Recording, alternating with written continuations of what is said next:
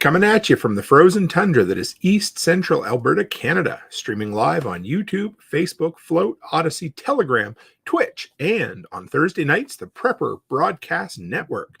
Welcome back to the workshop where we create community, find freedom, promote preparedness, and share success. I am Toolman Tim, and tonight is June 23rd, 2022, and this is episode 131 of the Workshop Podcast. I see we've got Mr. Dixon, Chris Dixon in here so far, and Brian from the Lots Project. Howdy, howdy. So tonight we are going to be talking about turning anxiety into action. With all the chatting lately that's been going on about the potential rolling blackouts this summer, I thought I had to deal with this before I dealt with all the other things that I wanted to deal with. So real quick, before we dive in, thank you, Chris. He likes the new thumbnails. I appreciate that. Always got to get the housekeeping out of the way. First off, where it's Thursday night, do not forget to support Prepper Broadcast Network. There is a ton of great content over there. If you haven't added them to your podcatcher, please do that. There is the Next Generation podcast, the Matter of Facts guys, the Patriot Power Hour, and of course, my buddy who follows me after tomorrow on the network is The Strange Truth with Carl A.D. Brown.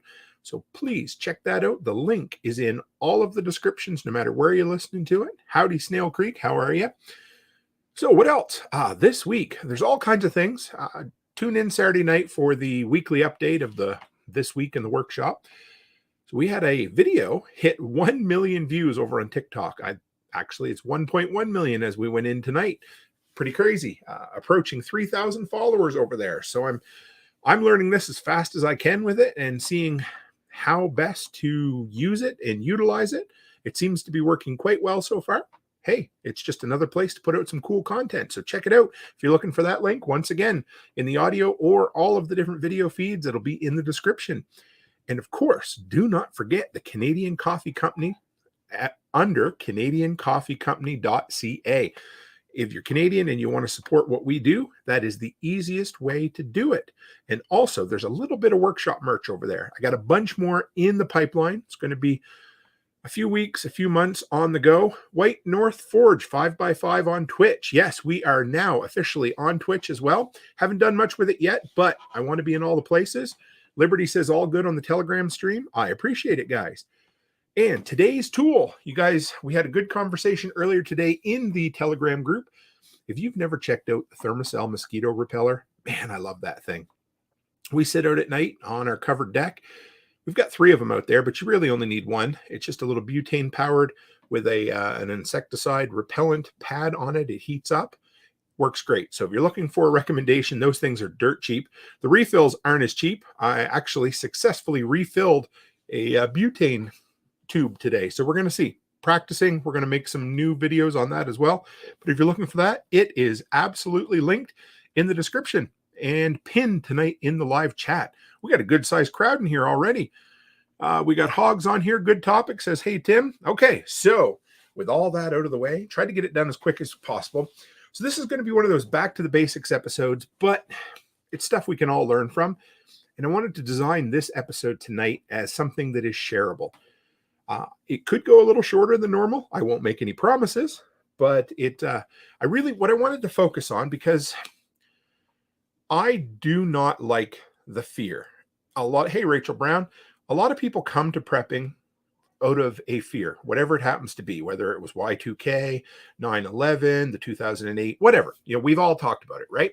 Now, fear can be a great short-term motivator, but it is a hell of a bad long-term motivator. Matter of fact, it's the best way to get turned off from something is when your fear doesn't come true. Eventually, you got to let it go. But short-term fear can be crippling. It can be, anxiety in general can just beat the hell out of you. And I don't want that to happen. What I want us to be as a community, what I want any individual listening to this to be, is people of action. Anxiety can be there. It can be something that that maybe gives you that little kick in the ass or a little fire under your butt to get you started. But the key is not to stay there, because that's the worst part. You get stuck in that fear and it can be miserable. So over the last month, this is where it all came from. And for the record, I have got so many topics coming up that I want to talk about, so many things. but this was at the top of the pile. This one had to be dealt with first. If you go through I get, of course, notifications of all my YouTube comments on a regular basis. Try to respond to absolutely all of them. I'm not completely swamped with them, so I do the best I can. But I just picked a couple of them right quick here for you. The first one was on one of my generator videos. It says, we really need a generator here in California for the coming, more than likely, power outages. And the next one is, I've been looking at generators for almost a year since our wonderful governor here in California have promised that there's going to be blackouts. And if you just scroll through, there's comment after comment after comment of blackouts or people worried about the potential blackouts. Now, I'm not a news guy, but you don't have to go very far to have caught a picture or a glance at that graphic that the news and social media has had everywhere. It's a picture of the US map and North American map. And it's this scary graphic that shows almost 2/3 of the continent, or at least the US anyhow, painted up with the potential for blackouts this summer. Now, first off, guys, there's always the potential for blackouts. Now, I'm not trying to downplay this, but we always know that if the media or social media or whatever, hey, Nate, is pushing a graphic or a story, there always has to be more behind it. Now, I'm not saying that what they're talking about isn't a possibility, but what I'm saying is the more information, the more knowledge we have, the less room we have for the fear of the unknown. So what we're going to try to do tonight is fill up our brain with knowledge and knock out that little bit of anxiety that's there. We got Hogs coming, Haas, I'm going to call it Haas. I'm sorry if I mispronounced that. It says, yep, I'm in California too. And we got the notice a couple of weeks ago talking about summer blackouts from PG&E. So I'm going to do the best.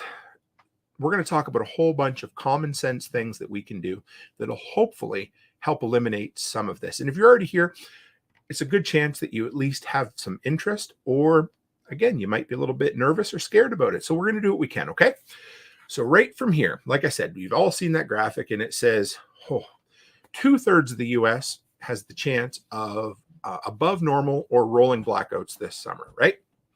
It gets thrown around. It scares the hell out of us. And then a lot of people who might be new to emergency preparedness or somebody who just sees it, they remind me of my son. When he was younger, he'd go into a store. If he had money in his pocket, he almost felt bad leaving without spending money. We always used to joke, my wife and I would say, Mac would be like, he'd go into the store and be like, here, take my money. And he'd, try to throw his money at whatever he could buy, right? And whenever someone comes with this new anxiety of, say, these rolling blackouts, the first instinct is to throw money at something. Because in North America, what do we want to do? If we have a problem, if we have a fear, if we just throw enough money at it, if we just throw enough money at the roads will be fixed. If we just throw enough money at potential power outages, we can feel better about ourselves.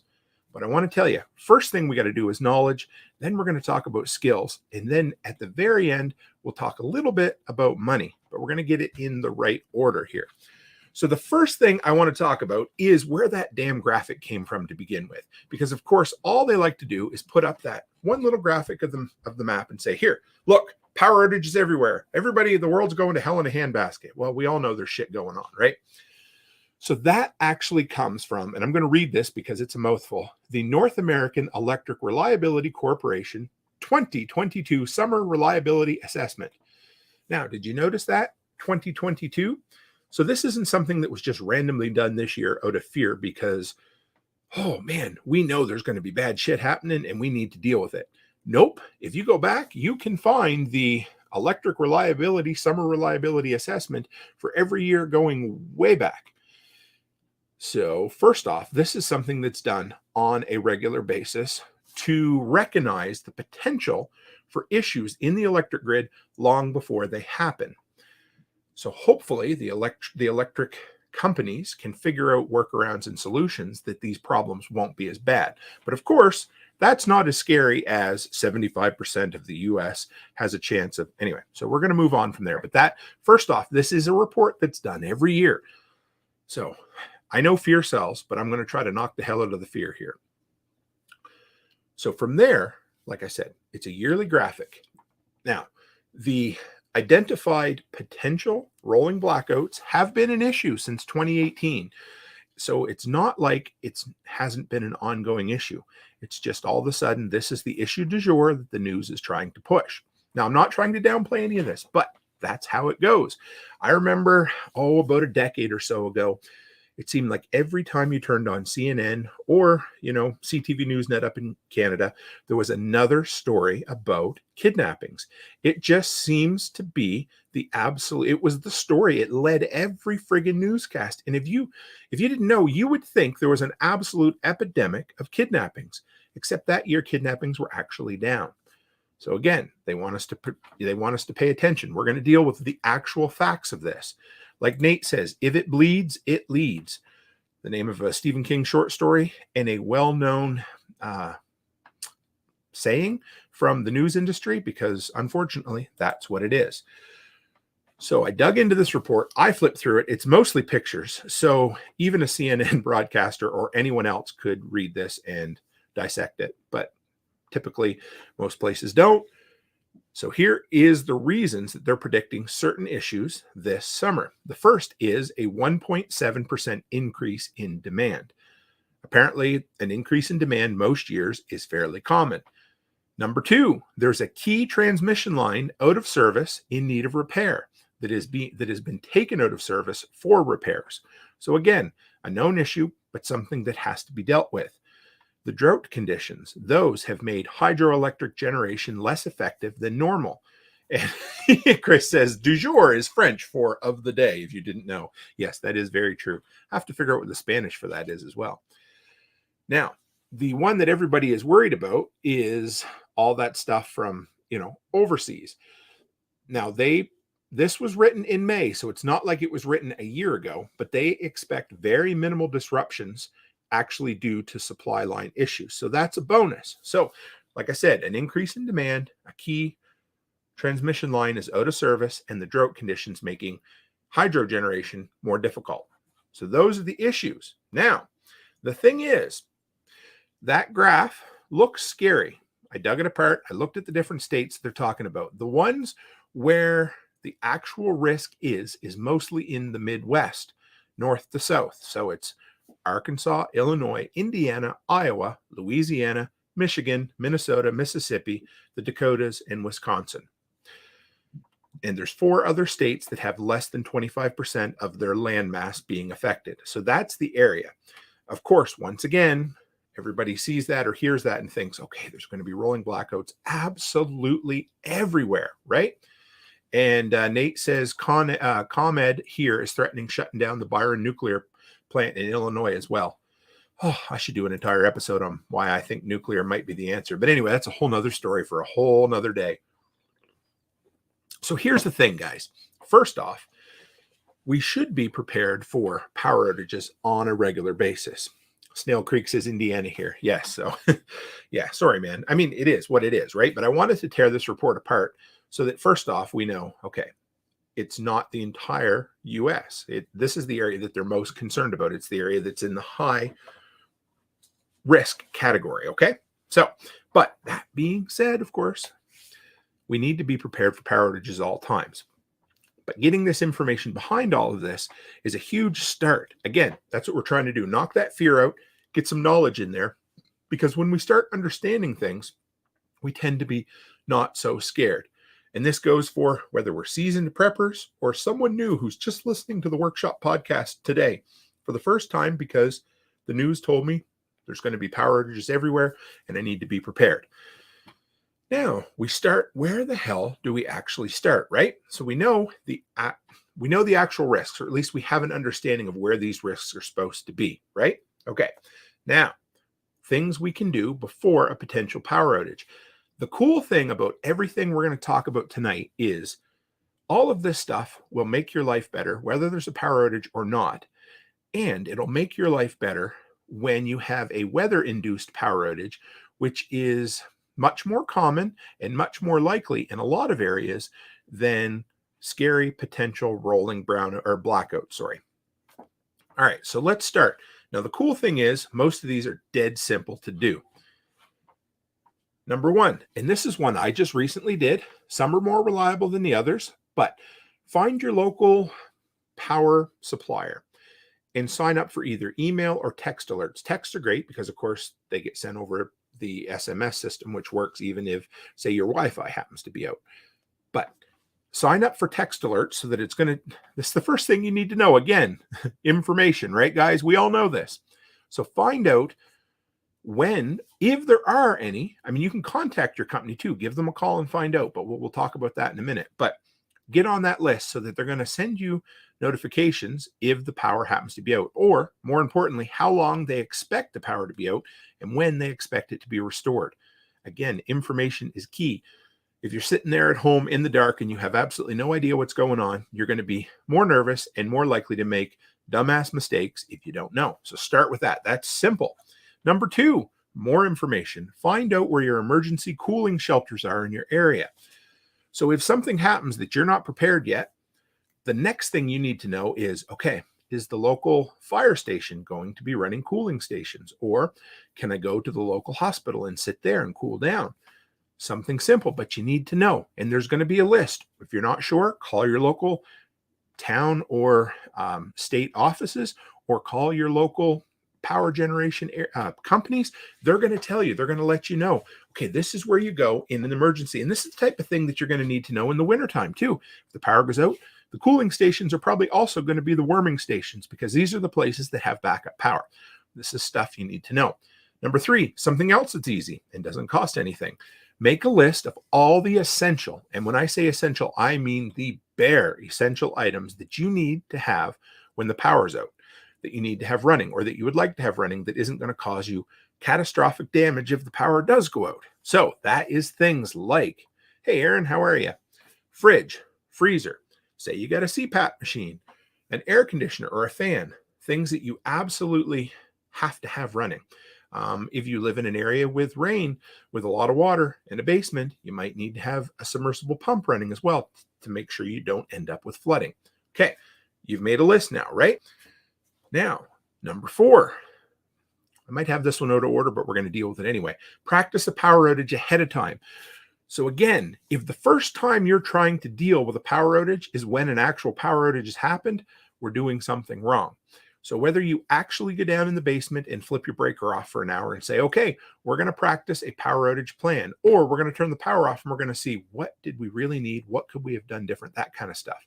But if you practice ahead of time, when the power actually goes out, or if they actually have to turn things off for a rolling blackout, for instance, you're going to be prepared, or at least mentally, you've already going to have taken a few steps to know, okay, this is what we can do, right? Now, number 5, this is another one. All of these are dead simple, and this is the type of stuff I want to empower you guys with, dead simple suggestions that will hopefully take a lot of that anxiety out of you.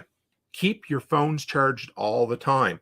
It's just like I say, don't let your gas tank go below half. I did that today. We were driving around the city, didn't realize. Anyway, just letting you know, sometimes I don't do it either. But keep your phones charged all the time. So don't let them go below half. All the lithium-ion batteries are totally fine with that. But yeah, don't let your phones get too low. Keep them charged all the time, because it's a hell of a lot easier to deal with a power outage if your phone's already charged than if your power goes out and you don't, and you have to charge your phone, right? Nate says shutting the power off and playing radio is fun. Talking about hams, I guess. He said, I do that when Aaron heads out of town. Absolutely. I love it. I've done it before too. Chris says, funny thing about preparedness, it takes practice runs to work out the kinks, so you're ready to be ready. Yes, it doesn't just take the stress out of it. It also builds muscle memory. And it also, again, the best time to make mistakes and frig up is when the stress isn't real. Induced stress, so that you can put yourself in these scenarios so that you know, okay, hey, I can do this. Or, damn it, I fell apart. Where can I fix it, right? Okay, number 6. Now, make a list of everything you've already got on hand. So again, this doesn't cost you anything. We're starting to see a pattern here, aren't we? So go around and say, okay, I've got blankets. Now you might say, Tim, what the hell do I need blankets for? This is the middle of summer. We're going to talk about that. I might already have some extension cords. I might have some 3-way power splitters or power bars. I probably have a power brick or 12 for my phones. And you might be surprised what else you can charge off of those USB power bricks. Okay, I have some of those. Maybe you have an old 1-room AC unit you don't use anymore, but it's in the basement, or you have one. Okay, that's an item on your list as well. Okay, maybe you have some box fans or some desk fans. Again, that's something you already have. Maybe you have an uninterruptible power system or power supply, sorry. That's like one of those battery boxes that plugs into your computer. Those can be harnessed for things as well. Make a list of everything you have on hand that's going to make your life a bit easier when and if the power goes out. Now, this one, I'm pretty sure this tip came from Brian at the Lots Project. So I want to give, I think it was, and if it wasn't, it might have been Letty. Anyway, I don't want somebody else. Anyway, I just want to give you guys credit. But fill up all the unused space in your deep freeze with bottled water, whether that's 1 gallon jugs, empty pop bottles, or cases of bottled water. That's going to give you a couple of things. That's going to give you a much bigger thermal mass in your freezer so that it's going to take a lot longer for the stuff in your freezer to warm up when the power goes out. Then you also have water that's going to be cold. You have stored drinking water, which is great as well. Nate says, did we mention the LED Christmas lights hooked up to an inverter for lighting? I don't know if we did yet or not, but you can actually run LED Christmas lights off of almost very little at all. So those are great accent lighting or very, dead simple emergency lighting. And of course, my favorite tip, buy them after Christmas when they're 75% off, and then just throw them in the drawer or have them up there wherever you need them, but they're great. Now, number 8, this is yet another one. Now, this might sound costly, but it really isn't once you realize it. But keep your gas tank as full as possible all the time. Now, it doesn't cost any more to keep a tank full than empty once you filled it the first time, right? And yes, that is, yeah, Aaron said that LED light was the first tip they ever got from me. I love that one. And Brian, yes, score on the water bottle tip. Proud of you, man. No. Yeah, and Nate says, if you have empty space in your freezers, we all have problems. Yes. So here's the thing. Once you filled your gas tank, you're going to burn the same amount of gas, right? Now, I know gas is expensive, but the cost of the gas really doesn't matter. It's the usage of your gas. And if you need gas to drive, just pretend that your empty line is your full line. And every time you go down below it, at least when you get to half a tank, fill it back up again. I know that can be a little tougher when things are tight. I'm speaking from experience. But if you get in the habit of just always topping up your gas every time you use it, you're always going to have a full tank of gas. And that is going to be much more important when we get into the second section of what we're talking about today. Maybe even the third section, we'll get into that, right? Yeah, so Chris Dixon says, this is a great one. You get 3 hours from a standard DeWalt cordless battery to run a small string of LEDs. Yeah, I mean, that's great, because here's the thing about lights. I mean, open your curtains. That's a simple thing. But if it's daytime, open your curtains. You don't need light. 3 hours is probably all the artificial light you're going to need in the summertime, maybe less even, to be able to see, because of course you're going to go to bed at a decent, or at whatever time it happens to be. But 3 hours, or if you've got a bunch of DeWalt batteries around, I never really put that in there tonight, but harness anything you have stored already. Now, that is things to do before the power goes out. Now, this is things to do once the power goes out. Now, here's the thing. The first one is, don't panic. Take a deep breath, relax, get your bearings, and then formulate a plan. Don't go all, chicken with your head cut off, running around thinking, what in the hell am I going to do? Take a breath, relax, focus, and then start making a plan. That's where we start. If we can do that, we can move on with success from there. Now, here's another one. And again, I hope you realize everything I've shared with you so far are really, really simple. We're going to talk about it some more. Don't open your fridge or freezer. I mean, if you absolutely have to open your fridge, open it, but don't. The longer you keep it closed, the longer the things in there are going to stay cool. The area inside the fridge, and fridges and freezers in general, are well insulated because they want to be energy efficient. If you keep them closed, they're going to hold that temperature a lot longer than if you keep opening them. So if you have a teenager that keeps going, I need something to eat, send them to the pantry, make them open the cupboards, but don't let them open the fridge unless you have to, okay? Now, here's another thing. Try to stay cool the best you can. Now, stay indoors, out of the sun, drink cold water if you can, or at least water in general. Stay in the shade, fan yourself, whatever you can do, but do your best to stay out of the direct sun, because of course, Now you're like, oh, Tim, you're living up in Canada. Well, it gets to 40 degrees Celsius here. It was like 110 Fahrenheit last summer. So we do get some heat, not nearly as long or as sustained as you guys do. So, but do whatever you can to stay cool. Have a plan in place ahead of time. Now, another thing, most of you probably know this, but if you're on municipal water, you're not going to lose water when the power goes out. Everything there is pressurized and good to go for a long time, and they tend to have backup power as well.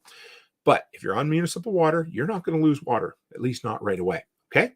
Now, if you need to cook, eat something out of a can, eat something out of a box.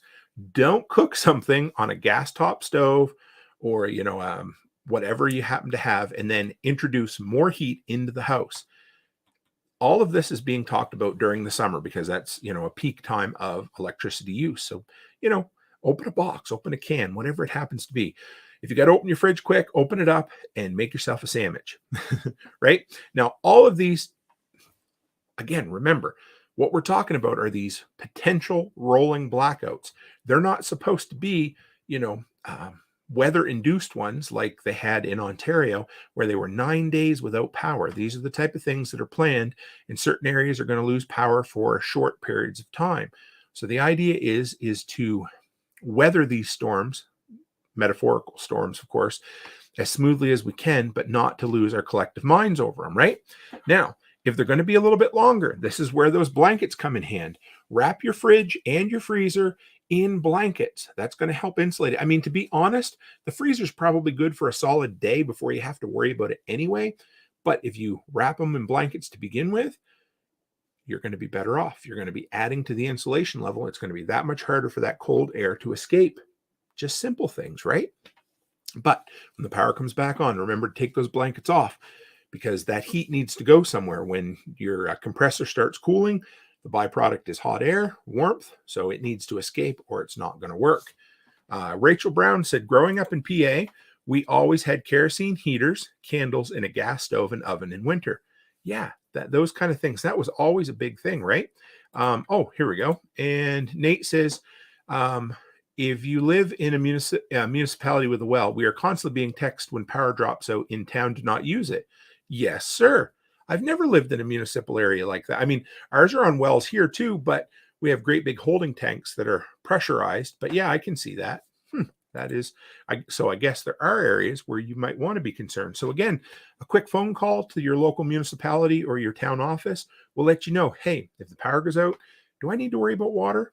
Then you'll change your plans accordingly. Again, the whole knowledge thing, right? Now, here's something else. Check on your neighbors, okay? So all of these things are simple, but again, we got to look out for our neighbors too. If you've got elderly neighbors or infirmed people, just go knock on the door and say, hey, are you doing okay? If the power's out for an hour or two, everybody's probably doing all right. But if it's going to be long extended periods, take a minute and go check on your neighbors. And in the wintertime, it could be as simple as, hey, I got a cup of coffee. You want a cup of coffee? That kind of stuff, right? Now, here's the next one. This is probably one of my favorites, and it's just the geek in me. But you always want to do, after a power outage or, once the power outage finishes, do an after action report or an after incident report, whatever you want to call it. So the first thing you want to do is what went right, because you want to pat yourself on the back. You want to start off with the good things. Well, first off, I knew where my flashlights were. They were in the drawer next to my bed, and I was happy. We had artificial light, or we hooked up the LED bulbs to the DeWalt battery. And again, I did great. Or, hey, I had my deep freeze full of all these water bottles. Again, I did great. Now, what went wrong? Well, when the power went out, I was lazy and didn't have my phone charged, and it was down to 4%, and it died before I could get the notifications from the power company. That's a check mark in the negative. So you want to know, okay, what did I do wrong? What can I do right next time? And again, I also couldn't charge my phone. So first, my phone went dead because I couldn't plug it in. Number two, the backup battery pack that I normally use, the kids took on the road trip, brought it back, but it's dead. And they didn't tell me, and I didn't charge it. Again, what went wrong? Now, next, what do I need to get? Do I not have any batteries? Maybe the new flashlight my wife got me for Christmas takes AAA batteries, and I didn't have any on hand. Okay, something simple. Next time I go to Costco, I'm going to buy one of them big ass packs of 48 AAA batteries for $1.50. Oh no, that's not that cheap, but so what are the things I need? Make a list, put all this on paper so you remember, or put it in a notepad on your phone. That's where I like, so at least if I lose it, it's lost in the electronic ether. And then what can I do different? Just because something worked doesn't mean there isn't a better way to do it, right? Maybe I spent a whole bunch of time hooking up LED lights when it would have just been simpler to open the curtains. Now, again, opening the curtains sometimes might introduce more heat, might make it hotter. Or maybe I could open a couple of windows and get a cross breeze and run a box fan on medium off of a DeWalt battery. I don't know, that kind of stuff. So, the after action plans, no matter what it is, whether it's when you run your generator, whether it's maybe when you went to drive somewhere in the wintertime and got stuck, think about, you always want to look at these situations. Okay, what did I do right first? And then what did I do wrong? And what can be different next time? What can I improve? That's the big thing, right? Mark Kroger, hey, who is this? From over on Facebook. Good to have you. He said, maybe you've already covered this, but I'm shopping for a generator. Any suggestions? Gas, electric, just starting this prepping stuff and knowledge. So Mark, number one, I love your thumbnail there. That's great. And I will deal with this question. I'm going to star this question because we are getting really close to this exact thing. And if you want to give me some more specifics here in just maybe 5-10 minutes, I will dive into this question greatly because we're getting really close. Thank you, man. I really appreciate you dropping in and asking this because that's a good one. So here's the thing, okay? So those very first two sections that I talked about, we went through, let's see, we had 9 there, 8 there. So 17 tips of what to do before and what to do during power outages. Did you notice none of those cost anything? It was all knowledge, skills, handling the things I already have on hand, making a plan, reviewing that plan, and then doing an after action plan. All of that stuff was free. It was just time and practice. That's what I love. So all of that first. So I just give you 17 little tips that you can do that don't cost you anything or very, very little, that'll make you way, way more prepared for the potential of rolling blackouts than probably 90% of North Americans. Okay, so that's where we started. Now, of course, the thing that we always ask, everybody always says, well, I want to throw money at it. How do I solve it, right? So first off, the first thing you do is don't throw money at something right away. Do these other things first. Start building up some skills and a plan. Okay, we've got that out of the way. Now, where do we start? The next thing is I want to spend some money or I need to spend some money because you mentioned earlier, Tim, all of those items like fridge and freezer, CPAP machine. Well, I can't run that off a DeWalt battery. So I need a plan. I have to buy something or I need to pick something up that's going to allow me to do this. Okay. So the first thing we're going to do is we're going to make a budget and we're going to figure out what, you and the missus or you and the mister or you, whoever it happens to be, how much you can spend from your household that you can afford that won't leave you short. So you need to know what you can spend on these preps. So you might want to run out and spend your entire paycheck. Hey, Martinson family, good to have you on a brand new generator. Now, that might be good, or maybe you've saved up your empty cans and bottles and you have that money, but maybe you don't. Maybe you've only got $150 this month to spend on it. So first off, you need to know how much you can spend and then go ask permission from your wife and make sure it's okay or, that kind of thing, right?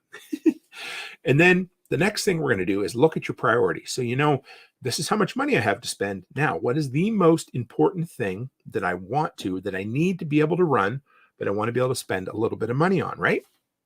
So here's where it gets simple. And Mark, this might be something for you to look at to start with. I'm going to touch on this first, and then we'll deal with full-scale generators, okay? So here's a couple of things. Number one, CPAP machine. They only require about 60 watts an hour. That's something you could run off of one of those little 500-watt camping battery packs. Now, I've got a friend, actually a customer that has a couple of those that's going to lend them to me. I'm going to do some testing on them down the road. But if you have a CPAP machine, 60 watts an hour, an 8-hour sleep, 480 watts, so a 500-watt battery pack would work. You'd be able to run it for one night just on one of those little solar generators, whatever. I don't even know what I don't know if they've settled on a name yet, right? Now, that's just something, that's a medical device. That is of utmost importance. Then the next thing, of course, is, hey, I'd like to be cool. So maybe I want to run an AC unit. Maybe I want to run. Here's the thing. And I love this. And when I first heard this concept, I was like, why is that so damn simple? Say I want to run an AC unit, a fridge, and a freezer. Okay. Well, you're like, well, Tim, that's, a couple of thousand watts. You can't run that off of, hang on a second. Okay. So first off, an AC unit, most of the new ones that are made now running is around 500 watts. So that's less than you think. A fridge running is around 800 watts and a freezer is around 400. But here's the thing. We don't have to run them all at once. So we don't need to have a 5,000 watt generator, at least if you're just getting started, to run every item in your house. You don't need a whole home backup generator if you're just getting started on this thing. This is where we want to start. Something simple. Keep it simple, stupid, right? I'm the stupid one, not you guys. So here's the thing, and this is the best advice I've heard from anybody. If you're just getting started or you have a small budget, get yourself an inverter, okay? So if you've got a generator, or if you have a vehicle parked in your driveway, then you have a $30,000 or $40,000 generator sitting in your driveway. If you go and get yourself a 1500 running watt inverter, now that's the type of thing that needs to be hooked up directly to your battery. So, and it's simple, it's not difficult. So just, watch a video on YouTube, figure out how to do it. You just, if you can run a wrench, you can hook it up. It's pretty easy. Now, that is 1500 running watts. Most of them will peak out at 2000 to 3000 quickly. So for things like anything with a compressor, like a fridge or freezer or an AC unit, they're going to spike a little bit higher. Hey, Hunter, how are you? But the thing is that 1500 is running watts. So here's the cool thing. You can run an AC unit, 500 watts, whatever it is, off that inverter. Run that for 3 or 4 hours to cool a room down. Because again, we're going to focus on, if you're just getting started, just keeping one area, the area you're staying in, cool. That's all you need. So you're not going to be running your central air unit, but pick a bedroom or a living room that can be closed off and have a single window unit AC. Run that off your inverter. Now, the thing is, your fridge don't need to run all the time. Your freezer probably only needs to run once a day. Hook your fridge up 2-3 times a day, run it for half an hour, cool it back down, and then you're all set. Cycle through things. If you got a sump pump as well, cycle through them. So run your air conditioner for 3 hours, get your room good and cold. Then go out, swap things around, because if you're not in that room and you're going to swap things around, run your fridge for a half hour, run your freezer for a half hour. You're all set. Nate has a 3000, so a 3000 watt modified sine wave inverter. Says he needs to get a pure sine wave. Now, Hunter, this is a great tip. Walmart has a 1000 watt inverter for about $100 USD. That's perfect. That's great. And 1000 is probably enough. As long as it'll peak at, say, 15 to 2000, you're golden. So that's a good start. That's a really, really good way to start out, just having some backup power, right? And again, I mentioned before, keep your tank full and you're going to have some built-in power there, right? Don't have to run everything at once. Cycle through things. Really, really simple. So like I said, charge up your battery pack. So maybe you got one of those little camping things as well. Do that, right?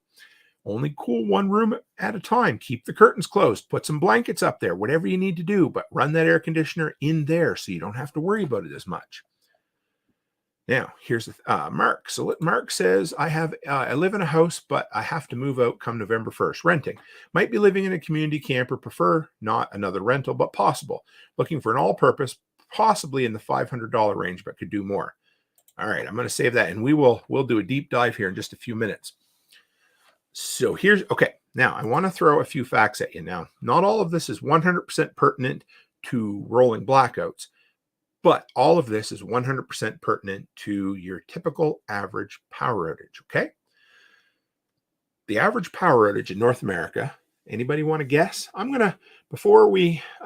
So anybody out there, if you want to guess how long the average power outage is in North America, throw it up in the comments here. Over on Toolman, over on Telegram, I was asked, is the Walmart inverter a pure sine wave inverter? Hunter, if you could let me know, if you happen to know that. If you don't know, that's okay. And guys, I forgot to mention that. If you're looking for inverter, try to find something that puts out a pure sine wave inverter, a pure sine wave. So when you're looking at a pure sine wave, it is really, really smooth. And that's the best thing you have for your electronics, because a lot of electronics won't run off that. So Snail Creek is the winner. The average power outage in North America is 2 hours in length. Otter over on Telegram, I will try to find that out for you, and I will put a link there. No problem. Yeah. Oh, Hunter's going to check. We'll get back to you. So yes, if you're looking for one, try to buy one that is a pure sine wave, because then you're going to be able to run everything on it.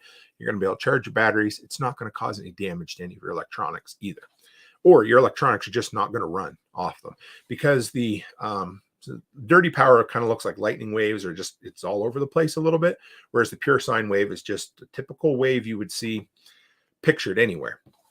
Okay, so you guys got that. So here's the thing. The average power outage in North America is 2 hours long. So that means that half of all power outages in North America are 2 hours or less. So of course, when we prep for the most common, the most likely thing to happen. So 50% of the time, you're going to be looking at a 2 hour or less power outage, okay? Now, the average power user in North America experiences 8 hours of interrupted power a year. So 4 power outages. That's not the end of the world. But again, of course, things can be worse, but we want to prep for the things that are the most common. Now, when we were talking about running things off of inverter from a car battery, the average car can idle for 33 hours on a full tank of gas, and much longer if you cycle things on and off. Because again, remember what I said, cycle things. So if you run your car for an hour, turn it off for an hour, you're going to get, what's that a day? 3 full days of backup power off a full tank of gas. Cycle things, all of a sudden, you're in way better shape than most other people, simply because you went to Walmart and bought yourself a $100 power inverter. So it's a good place to start, right? Because we already have some extension cords. We can run what we need off them. Now, this is just the peaks. There's so much I could delve into here. We're not going to deal with tonight, but that's a really, really good place to start, okay? Now, if you've got that dealt with, then we can look at some of the longer term outages that we might be concerned about, because now, not sure, but I don't know what the typical rolling blackout would be, how long that would be, but my guess would be maybe a quarter of a day or a third of a day. But if anybody knows, throw it up in the comments. But again, if we're prepared for a 2 hour outage, the most common 2 power outage you're going to have, that's a good start. Now, where do we go from there? So you might say, okay, I already have an inverter, or I want to spend a little more because I'm at the point where I'd really like to be prepared for, say, a day-long power outage or a couple of days, right? Now, the thing is, here's the thing. This is why we called preparedness, because being prepared is doing something ahead of time, right? Because here's some more comments that I got. I told you guys that recently they had a really nasty storm in Ontario, and some people were a week and a half without power. So here's the first one. After losing power for 9 days in the middle of Ottawa, having no backup, we are looking at purchasing a generator. Again, we probably should have something before this shit happens. I'm not slamming on anybody. I'm just saying, I'm trying to show you some of this desperation or a little bit of anxiety that some people had because they didn't prepare ahead of time. Next one. I was lucky enough to get one of the last 6 generators in all of Ottawa today. They actually sold out just after I did. I had to go to Gatineau to get one, which is, from what I understand, really close to Ottawa. Number 3, I'm having issues having a company install a natural gas hookup on the side of our house. I'm in Ontario, Canada. Again, all of these would be things that would have been better to be done before the power outage, because after the power outage, everybody's looking for a generator. Everybody's looking for a natural gas guy to hook up their natural gas, all of that, right? So here's the thing. This is beforehand, and this is back to Mark. He wants to know how to pick out a generator, what to pick out. So first, the 3 things we need. Hold up 4 fingers, Tim. Yeah, the 3 things. Hunter. Oh, okay. Sorry. I rolled back too far there, guys. Okay. 3 things: choosing a generator, installing a generator, and fueling a generator. Those are the 3 big concerns about picking up a generator and how to choose one that we're looking at. Okay. So here's the thing. You need to know what you want to run with the generator. Okay. So How much do I want to run? Do I want to run my fridge, my freezer, my backup, or sorry, my central air unit? Because if you want to run a central air unit, that's a big, big demand. So if you can eliminate not needing a central air unit, because I've got a, what is it, 92 or 9400 peak watt generator that will not run my central air because of the high draw at the very beginning when it kicks on, right? Now, Haas says, yes, okay. In fire-prone areas, it could be out for weeks or months. I live in far northern California where major fire breaks out every year. Yes, that is true. And an EMP could knock out all of electricity in North America tomorrow. That is possible as well. Now, in fire-prone areas, it is much more likely that it could be for weeks or months. But what we're trying to do is take the first steps to be able to handle a power outage. We can make the jump to weeks or months if we want to, but we're trying to get past the average power outage, which means 1 out of 2 power outages I can handle for 2 hours. And then the next thing we want to do is we want to handle rolling blackouts. And again, for the most part, rolling blackouts shouldn't be for weeks or months. Now, if they are, it's a whole nother story, and we're talking about weeks or months of fuel storage, and this is being the minority. Now, it doesn't mean it isn't a thing. It just means that we might have other concerns first. So like I said, first we want to know is how much do we want to run? So make a list of everything in your home you want to be running at the same time, and then figure out what the running and the peak wattage is for those. Now, if you need to know how to figure out those, we're going to go back to Mark here as well. Get yourself a very inexpensive kilowatt meter on Amazon. I think it's Kuman, Kuman makes one. I probably got one on toolmantim.shop. I know I've got one listed there, but either way, it doesn't matter. Just get yourself one that tells you how much power things use, because you want to know the actual usage on this stuff, not just what's on Amazon or what's stamped on the back of it, because sometimes, local results may vary, right? So you want to know how much power you need. So then add it all up, and that'll tell you what wattage you need. And then if that's too much, well, you need to maybe eliminate things, or again, cycle through things, right? Now, the next thing you want to know, do I want to have a permanently installed generator? Or for most of us today, we're probably talking about a portable generator, something that either you can pick up like a suitcase, or we did a generator maintenance run the other day, and I had my wife. This is something I hadn't done before. And so I got Becky to haul the generator out and hook it up. I walked her through it because I realized I've never done that before. I need her to know in case I happen to not be home. The thing's heavy, but it had a good handle and good wheels on it. And she was able to get it hooked up with a little bit of, help from me. So next time she should be more prepared, because I did my job this time, hopefully showing her how to do it, because I hadn't done that before. Now, Hunter says he's pretty sure it's a modified sine wave. And I'm guessing for that price, it probably is as well. But that's certainly better than nothing. Nate says he'd love to hook his 5,500 watt up to the house. I did a poor man's installation. If you want to see that, there's a video on my channel about backfeeding. I'm not recommending anything whatsoever, but in a worst case scenario, there's certain things that you might want to know how to do. So first off, do we want to have a portable or not? Know how much we want to run. Next, what type of fuel do we want to run? Now, if you have natural gas piped into your house, you have an unlimited supply of fuel. Now, most people every time I say that, every time people are like, well, you need to store gasoline, because what happens if FEMA turns off the natural gas and they put you in camps, and oh my God. Just think back, anybody who lives on natural gas, how often has natural gas supply been interrupted? Now, think back to how often power's been interrupted. A hell of a lot more times, right? So I have no problem relying on natural gas as your backup power supply. Doesn't mean I don't store propane and gasoline as well, because I do. But if you got to start somewhere, again, we want to prep for the most likely scenario. And the most likely scenario is power out, natural gas on. Yeah, Hunter says like never. Absolutely. We've lived here almost a decade. We've never lost natural gas. A lot of that has. Now, if you live in an earthquake area, you might want to have different considerations. But again, tap into that natural gas. Get yourself a natural gas generator if you have it. Now, if you don't, okay, do you have a great big propane pig or a great big propane tank underground or on your property?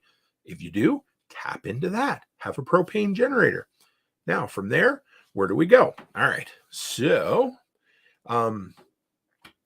Now, gasoline.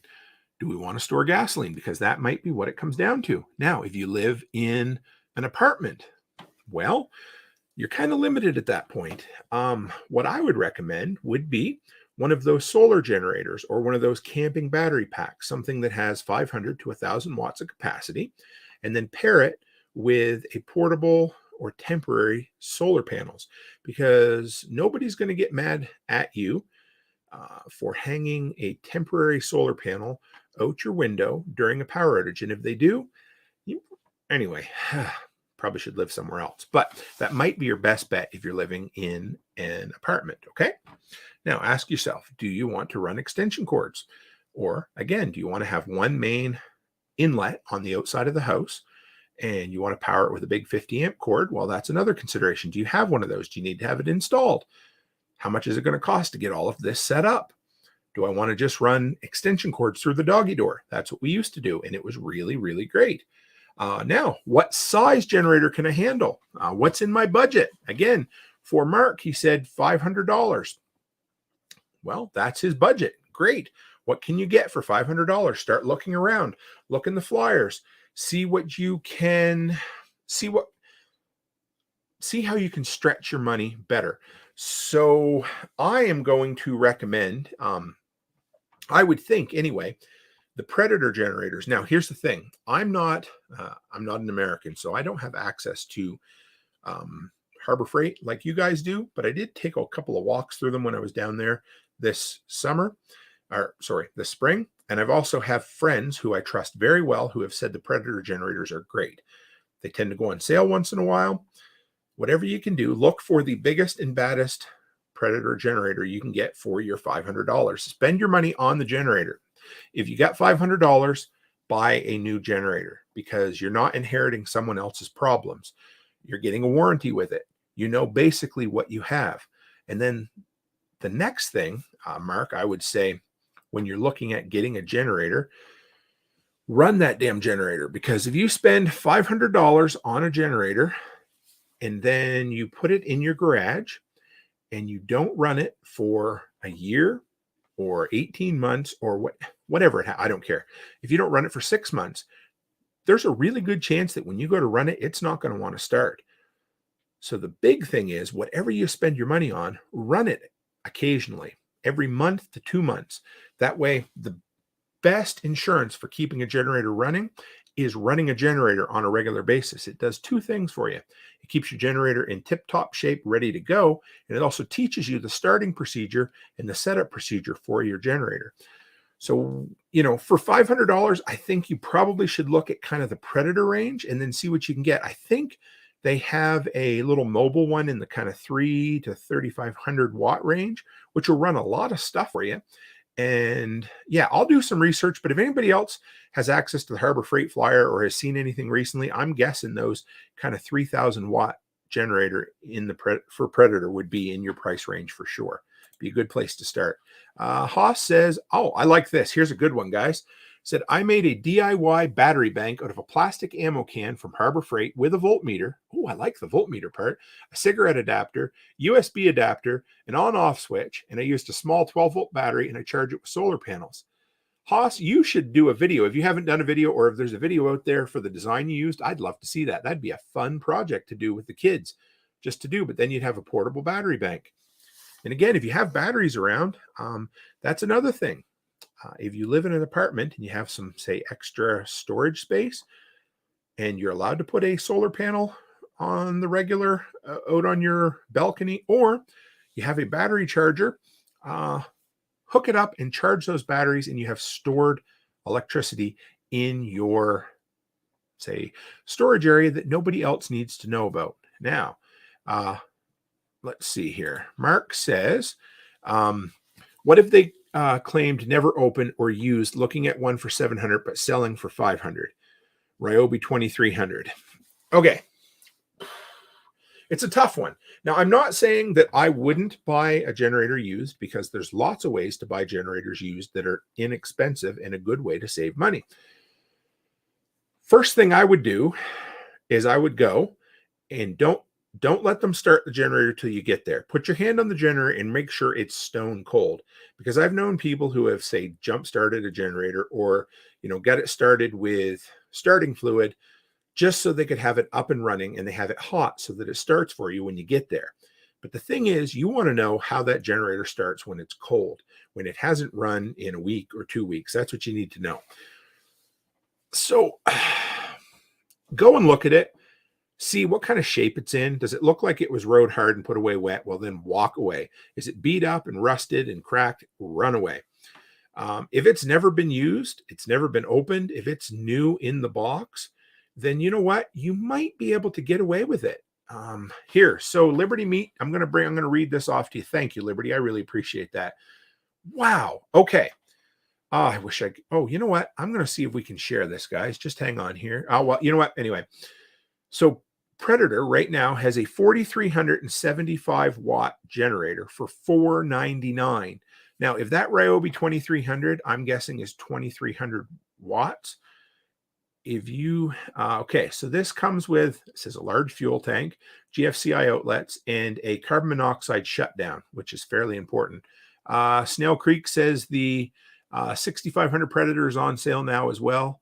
I'm not sure how much that's on for, but that is a great buy. I don't know how they sell. And I've heard great things from a lot of people about the Predators. I really would look at that, Mark.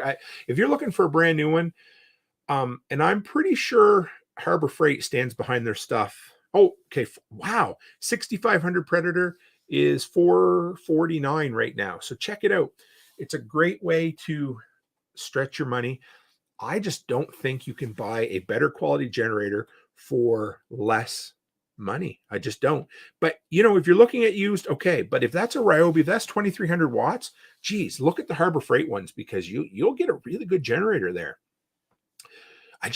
Especially if it's your first generator and you're just getting used to running a generator, there's just so much can go wrong if it's not brand new. Now, if it's never been opened, again, if it's set for a long time, the issue you might have is rotten rubber. Now, I mean, if it's set for a year, well, you're probably okay. But I mean, if it's set for 5 years, well, you might have fuel lines that have gotten a little bit wonky. You might have diaphragms in your carburetors that are all seized up or stuck in place. And that could be a whole nother story. You just don't want to, I hate to recommend to people, buy something new for your first go around. It might cost a little more, but you're just going to have a little better peace of mind. Liberty over on Telegram says they have killer add-on warranties too for cheap. So yeah, get yourself, just take a look and see, because for $449 for a 6,500 Predator and maybe an add-on warranty, I don't know what the price is, you're set, man. Like I think that's a great place to go. And there's other ones. Like I own a Furman tri-fuel generator that I love, and Furman makes a really good generator. I think they're just below Generac and Honda, because those are the top two, Generac and Honda. And then you go down a step and you've got Predator, you've got Furman, you've got Champion, you've got Westinghouse. All of those are kind of the next step down. And then below that are those absolute generics you've never heard of before. But I would say, man, if you're looking at getting a generator, figure out exactly what you need to run, because a lot of times we need to run less than we think, and we need to run things for a less period of time than we necessarily think. Now, I'm not saying buy less than a generator than you need. What I would say is buy as much of a generator as you can afford, because it's always better to run a generator. Well, I don't know. I don't want to put this. It tends to be better on the generator to run them at kind of half capacity, because if you have more power than you need, you're not going to overtax your generator and wear it out on a quicker basis. So I hope that helps. Mark, if you got other questions here, throw them out. We'll keep answering, or I'll keep, if you can specify a little bit more too.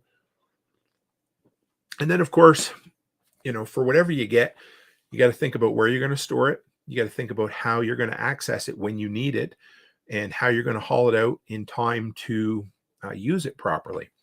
Now, like I said, I don't know. The used ones, I would just stay away from for your very first go around.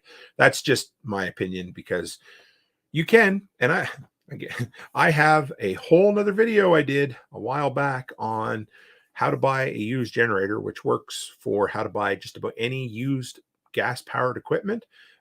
thanks, Brian. Always appreciate you coming in. But yeah, so check that out as well. But I think it's great. Now, as far as Mark, I hate to keep picking on you, man, but you're new and you're here. If you want to hang out and find out some more stuff too, if you happen to use Telegram, the Telegram group is our favorite place to hang out and chat, and you can ask questions all the time. I mean, you can email me at therealtimcook@gmail.com as well. But I'm going to see if we can get you the link here. So we'll just copy that. I'm going to paste. So here is for anybody who isn't part of the Telegram group yet. If you want to come by, that's the easiest place for all of us to keep up. And if you have more questions, I'm always willing to answer them because yeah, I could talk about generators all day long.